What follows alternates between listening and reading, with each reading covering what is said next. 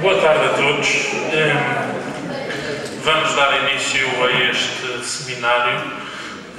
Quero dar, em primeiro lugar, quero agradecer aos nossos convidados o facto de terem aceito vir fazer este seminário com os alunos do curso de Turismo e do curso de Animação Sociocultural. Penso que aquilo que eles vão apresentar tem interesse para ambos os cursos e, portanto, justificava-se juntar-vos aqui neste auditório. Este seminário resulta de uma iniciativa que, enfim, começou com uma ideia de alguns docentes do curso de Turismo que, inclusivamente, falando entre eles e tendo começado a lecionar também ao curso de Animação Sociocultural, se lembraram de desenvolver algo deste género, juntando os dois cursos que até então têm estado um bocadinho separados. Como são cursos com âmbitos mais ou menos similares, resolvemos efetivamente juntar-vos para termos aqui uma tarde de debate de temáticas que penso que são de interesse comum.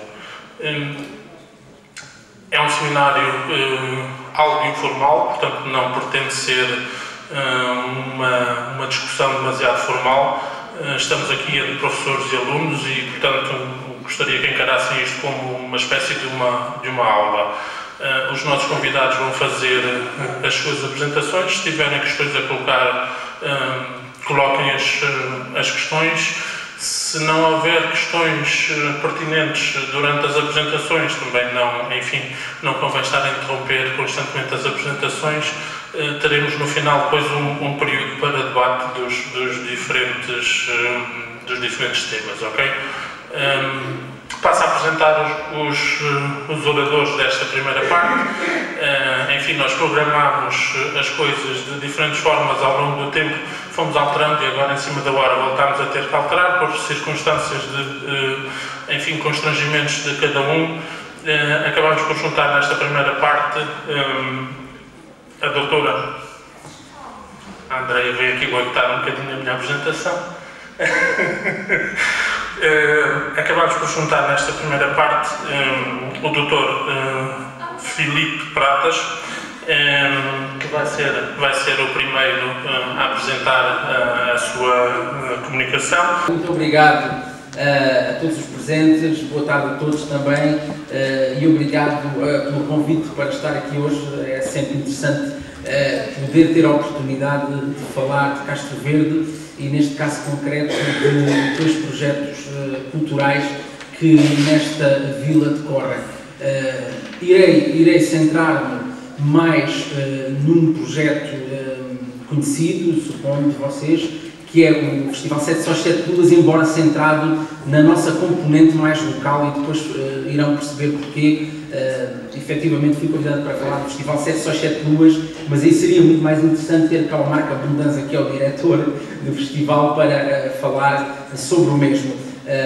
Irei também apresentar, em traços gerais, uma outra iniciativa, que é a Quinzena Cultural Primavera no Campo Branco, que já decorre em Castro Verde há muitos anos e que tem, de facto, trazido ao palco do Cineteatro e a outros palcos informais do concelho de Castro Verde nomes sonantes de várias áreas artísticas, musicais, da dança, etc., mas também a componente artística local, os sabores destes mais ali no Portelo, embora os sabores ali em Castro Verde também se promovam. Em todo o caso, antes de poder falar destes projetos, seria interessante conhecer um pouco de Castro Verde, de alguns dos seus valores, e nada melhor do que algumas imagens para o apresentar, e certamente fará uma apresentação mais fiel das minhas palavras em relação a Castro Verde e aos interesses culturais que este conceito tem. Em todo o caso, queria ainda deixar-vos aqui, neste momento que antecede o vídeo sobre Castro Verde, duas reflexões, uma, enfim, mais conhecida dos animadores socioculturais. Temos aqui também alunos de turismo, mas chamava a atenção para esta citação de André, que é interessante, que faz todo o sentido para quem trabalha em animação, para quem trabalha em programação sociocultural. Afinal, o que importa mais é a qualidade das atividades ou o facto das pessoas realmente poderem participar elas próprias, serem elas agentes ativos das suas próprias atividades, ainda que, em termos de produto artístico, possamos discutir se é interessante ou não. É um pouco esta reflexão de Anderegg que vale a pena ter como ponto de partida para a componente artística e cultural que vou apresentar dos projetos que aqui trago. Portanto, passava a apresentar já Eugénia Arinho, é técnica de turismo da Câmara Municipal de Portel desde 1979, licenciada em turismo pela Escola Superior de Educação do Instituto Politécnico de Porto Alegre, frequentou mestrado de Turismo e Desenvolvimento da Universidade de Évora, pretendendo estudar na sua tese o património gastronómico no concelho de Portel. Ora bem, antes de mais, queria cumprimentar-vos. Boa tarde a todos. Obrigada por estarem aqui todos para me ouvir, para nos ouvir, e queria agradecer o convite que me fizeram, que fizeram à Câmara de Portel para estar aqui presente e vir falar aqui um pouco da nossa experiência de dois grandes eventos que a Câmara de Portel organiza anualmente, que já terão ouvido falar, espero. A Feira do Montado, por um lado, está aqui no ecrã, e o Congresso das Açordas.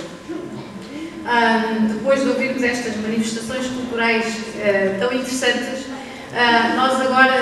eu agora aqui vou falar mais e, claro, pegando um pouco, não vou dar a conhecer Portel já no início, porque no final vou ter a oportunidade de passar um pequeno filme sobre a Feira do Montado, que tem uma pequena introdução, mas dizer-vos que, só para quem não conhece, o concelho de Portel, que fica aqui muito próximo da cidade de Beja, vizinhos aqui do distrito do Baixo Alentejo, do distrito de Beja, digamos, o concelho de fronteira entre o Alto e o Baixo Alentejo, fica aqui no coração do Alentejo, ainda no distrito de Évora.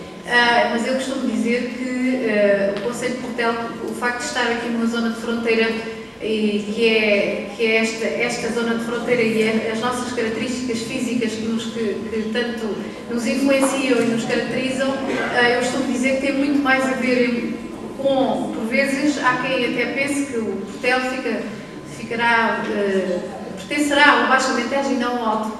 É verdade, não é verdade, mas é verdade é que temos muito mais a ver com o Baixo Alentejo do que propriamente com o Alto. E digo isto ao nível de muitas tradições, por exemplo, no canto alentejano, que Portel funciona como uma zona de fronteira, ou também na gastronomia, que é principalmente sobre esta área tão importante, sobre esta nossa característica alentejana tão importante que nós temos, que é a gastronomia, e é, digamos, a área mais importante nestes dois eventos que organizamos no concelho de Portel. O próximo orador é o Pedro Bento, a maior parte de vocês, pelo menos os de animação, conhecem. Como é que tudo isto surgiu?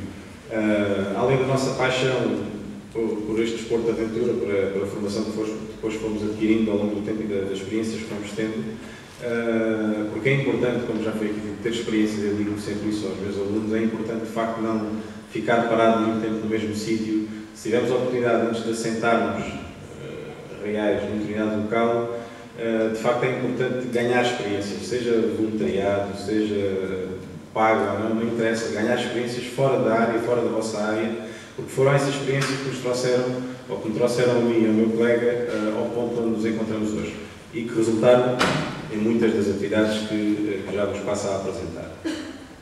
Pronto, como é que nós temos isto segmentado? Os serviços. Temos as atividades de aventura, que são todas aquelas que estão ligadas à questão do risco, da adrenalina, da superação individual, os programas para escolas, os eventos e o que vem a último, mas não é menos importante, é das mais importantes, que é a parte do segmento das empresas. Então, qual foi a nossa estratégia? Ainda hoje se continua a olhar para a animação turística não da melhor forma, a maior parte das vezes. Porquê? Porque há poucas empresas, falando aqui do Distrito de Beja, ainda há poucas empresas de animação turística, poderia haver muitas mais, porque fazem falta muitas mais empresas, e as que há, a maior parte delas trabalham sob pedido, trabalham ao fim de semana. E quando assim limita muito a opção e a escolha do turista, do cliente, o que muitas vezes passa é telefone para uma empresa ou telefonar para uma empresa e quer fazer um voo de balão ou uma descida do Guadiana e, olha, sim, é possível, mas tinha que marcar com 15 dias de antecedência. Pronto, e nós identificámos, olhámos para a estratégia de outra forma. Pronto, identificámos um raio de ação limitado e, de facto, quisemos fazer esta animação efetiva. Então, como é que isso surgiu? Através de parcerias que ficam de 3 conjuntos, três conceitos muito próximos um dos outros, que é o Vila Galé, Herdade dos Grobos e a Malhadinha Nova. Estamos aqui a falar de 20 km, 25 km de Beja. Vamos passar de imediato para André Guerreiro. É licenciado em Turismo pela ESTIC, concluiu a sua licenciatura há muito pouco tempo, foi já este ano. Em nome da Câmara Municipal de Almodóvar, agradecer a presença do Instituto Superior de Tecnologia e Gestão e também do Instituto Politécnico de Beja. E estar aqui hoje para falar destes 2 eventos é um enorme prazer porque, também pegando um pouco nas palavras dos meus colegas há pouco, nós temos que gostar muito, que acarinhar, que nos dedicar para que as coisas de facto tenham sucesso. E as ideias diferenciadoras não são fáceis de forma nenhuma de implementar. Eu começava por vos falar da feira, aliás, de Almodóvar, caracterizando um bocadinho o concelho, não sei se vocês conhecem, se não. O concelho de Almodóvar está situado a apenas 64 km aqui de Beja. Segundo os últimos estudos geográficos, ele reúne 777 km² e, contudo, a sua população, de acordo com os censos de 2001, era de apenas 8.145 habitantes. Como podem ver, isto são características da maioria dos concelhos do Distrito de Beja e que, além do envelhecimento e de toda a situação complicada que se gera para realizarmos qualquer tipo de iniciativas, elas próprias revestem-se de uma importância cada vez mais crucial para marcarmos a diferença no desenvolvimento precisamente destes territórios. Uma paisagem da Vila 7 Concelho, Almodóvar. Para que tenham uma ideia, a população residente por grupos etários, em 1991, a faixa etária dos jovens era muito superior, nomeadamente aos ativos, era muito superior aos idosos. Hoje em dia, em 2008, segundo os últimos dados, as coisas mudaram radicalmente, sendo que o número de idosos subiu bastante e o número de jovens decresceu imensamente, o que se torna preocupante para o futuro dos nossos concelhos, desta região, e penso que um pouco por todo o país se estas questões não se modificarem. Tal como eu vos dizia há pouco, a diminuição e envelhecimento da população tem consequências sociais e económicas bastante graves, uma vez que se constituem como fatores determinantes para o desenvolvimento e a própria dinâmica da região. Esta situação tem-se mostrado bastante difícil de ultrapassar, como eu vos disse, e constitui-se aqui um sinal claro de uma débil estrutura económica regional, com desemprego, também fruto da racionalização produtiva das grandes explorações, do tecido transformador, e, por outro, a escassa rede de comércio e serviços. Para que percebam, os eventos culturais assumem neste quadro, neste cenário, uma possível característica modificadora. E, como já perceberam pelas apresentações anteriores, graças a algumas iniciativas que as autarquias locais têm levado a efeito, o que é certo é que há um efeito multiplicador, e isso é reconhecidíssimo no turismo e também cada vez mais nos eventos que trazem mais valias, que mais tarde também induzem as pessoas a criarem as suas próprias empresas, a tornarem-se artesãos, porque de facto mostram que o facto de terem estado nos eventos e terem participado surge-lhes de alguma forma um empreendedorismo que, se não tivessem um determinado evento, uma determinada forma de o mostrar, nunca descobririam, se calhar, o seu potencial.